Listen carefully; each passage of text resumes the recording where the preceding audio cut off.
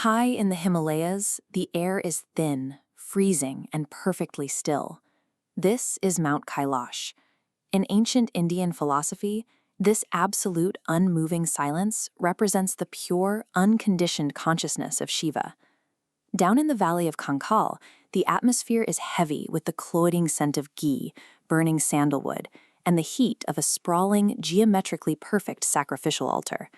King Daksha, a towering figure of ancient authority, is hosting a massive cosmic fire ritual. He has invited every god, sage, and king in the universe to his hearth. Every seat is filled, except for two. He has deliberately excluded his own daughter, Sati, and her husband, Shiva. Daksha is slighting his son-in-law, but his motivations run deeper. He is a king obsessed with order, rules, and his own status. Shiva, the ash-smeared ascetic who wanders the cremation grounds, represents a wild, terrifying freedom. Daksha's ritual is an altar of control, built specifically to lock that freedom out.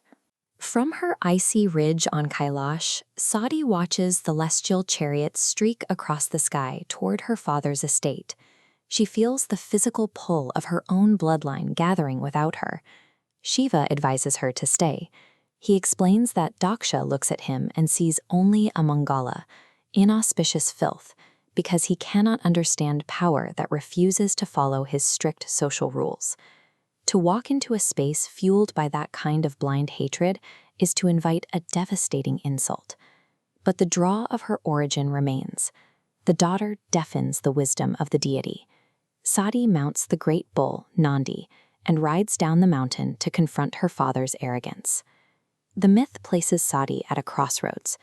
To move toward the stillness of Kailash, she must first untangle herself from the dense web of her biological lineage and the expectations of the valley below. When Sati enters the golden arena at Kankhal, the music stops. The guardians of the universe lower their eyes.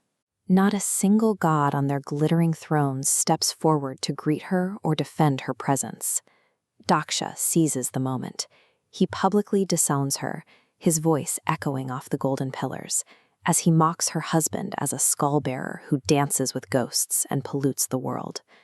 The words hit Sati like physical blows.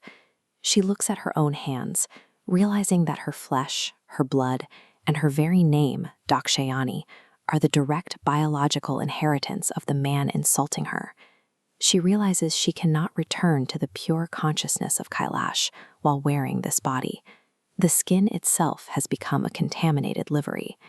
The physical and social identities inherited at birth create a cage that even a goddess must burn to escape. Sati doesn't scream or fight back. Instead, she sits down on the cold earth, closes her eyes, and pulls her life breath inward, locking it at the base of her spine. She summons the Yogagni, the fire of union. It requires no wood and no ghee. It is an internal heat of pure consciousness that incinerates her physical form from the inside out, burning the name Dakshayani out of existence. The moment her body collapses into ash, the silence is shattered by a roar.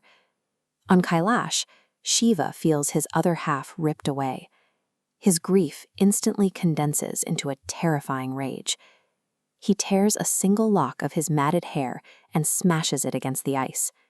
The earth splits, and a colossal shadow named Virabhadra erupts from the fissure.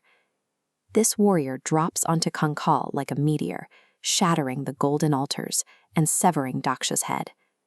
In this cosmic drama, the ritual of the ego is obliterated. The fire of creation requires the total, ash-strewn death of the pride that built the altar in the first place. As Shiva carried Sati's remains across the sky, her physical form began to fracture. The remnants of the primal goddess fell, seeding the earth below with divine energy. This map shows 108 distinct pieces of her energy falling across the subcontinent.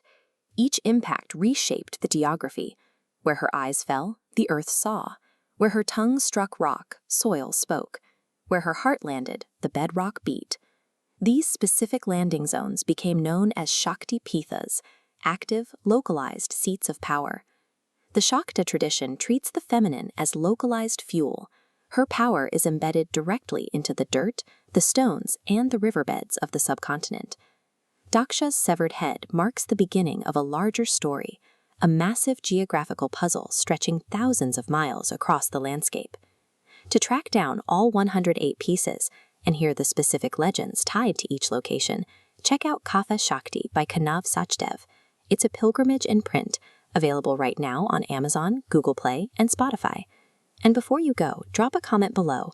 Should our next video cover the mother as the warrior, the lover, or the outcast?